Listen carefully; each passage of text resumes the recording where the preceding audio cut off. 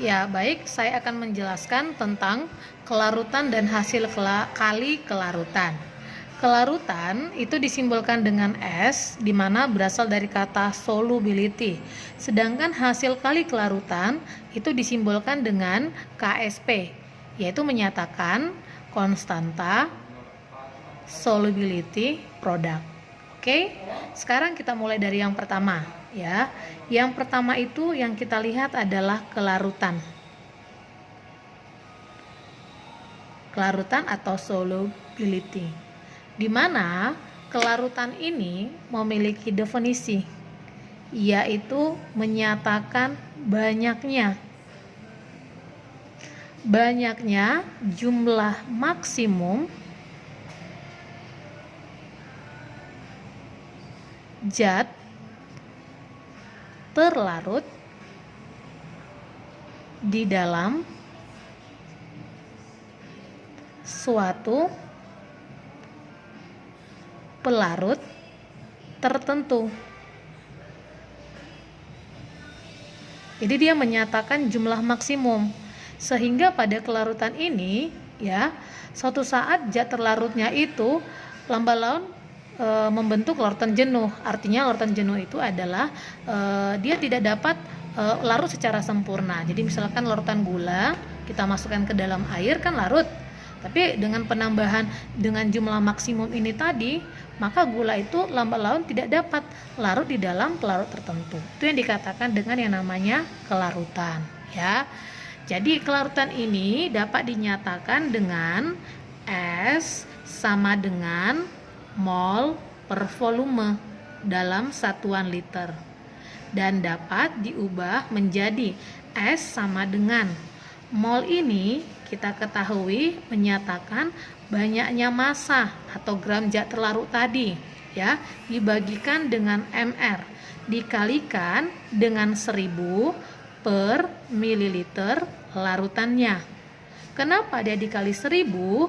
Karena pengubahan dari satuan liter menjadi yang namanya mililiter, ya. Sehingga dari rumusan ini, ya, bahwa si kelarutan ini memiliki satuan yaitu mol per liter, atau disebut juga dengan M. M ini menyatakan yang namanya molaritas. Jadi bisa kita ambil kesimpulan bahwa kelarutan ini hampir sama atau dapat dinyatakan dengan yang namanya konsentrasi.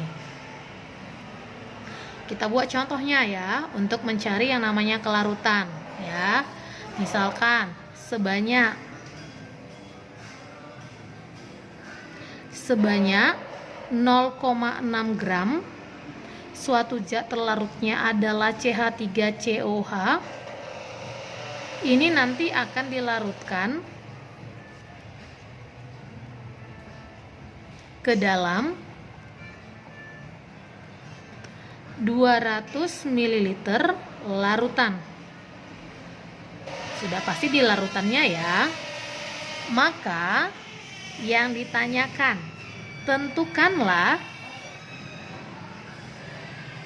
kelarutan CH3COOH. Baik, kita selesaikan. Karena yang dicari adalah kelarutan, berarti simbol kelarutan itu adalah S ya. Maka S dari CH3COH itu sama dengan, kita lihat tergantung apa yang diketahui. Bisa menggunakan mol, bisa menggunakan gram.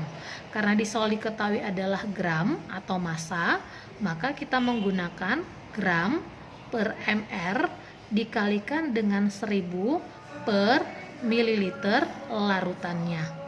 Sehingga dari sini dapat diperoleh gramnya 0,6, mR-nya adalah 60. Sudah tahu ya menghitung mR, bahwa ARC itu adalah 12, H itu adalah 1, O itu adalah 16. Maka di mR-nya 60 dikalikan dengan 1000 per volumenya adalah 200. Berarti ini kita buat 200. Kita selesaikan, ini dapatnya 5 Sedangkan ini kita selesaikan, dapatnya adalah 0,01. Sehingga diperoleh kelarutan CH3COOH itu adalah 0,05 mol per liter. Atau bisa juga kita gunakan dengan menggunakan mol itu sendiri, yaitu S CH3COOH ini sama dengan mol per volume, harus dalam satuan liter, di mana mol itu menyatakan gram per ml per volume larutannya. Berarti gramnya adalah 0,6 dibagikan mr-nya 60 per, karena dia 200 ml kita ubah ke liter sama dengan 0,2 liter. Ini tadi satuannya mol, ini satuannya liter. Sehingga diperoleh kelarutan dari CH3COOH itu adalah 0,05 mol per liter. Jadi terserah yang mana yang digunakan, bisa menggunakan dengan gramnya atau menggunakan yang namanya molnya.